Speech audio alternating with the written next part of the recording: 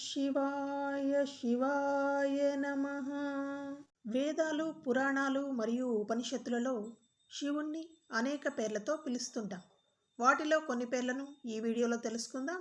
ఆదిదేవుడు, రుద్రుడు, పరమశివుడు, సోమశేఖరుడు, గంగాధరుడు, గౌరీపతి, నటరాజు, కైలాసాధిపతి, పశుపతి, గరళకంఠుడు, హరుడు, చంద్రమౌళి, ముక్కంటి, పాలాక్షుడు, చంద్రశేఖరుడు, నీలకంఠుడు, మహాదేవుడు, దక్షిణామూర్తి. ముఖ్యంగా దక్షిణామూర్తి గురించి చెప్పుకుంటే గనక పరమశివుని జ్ఞాన గురువు అవతారం.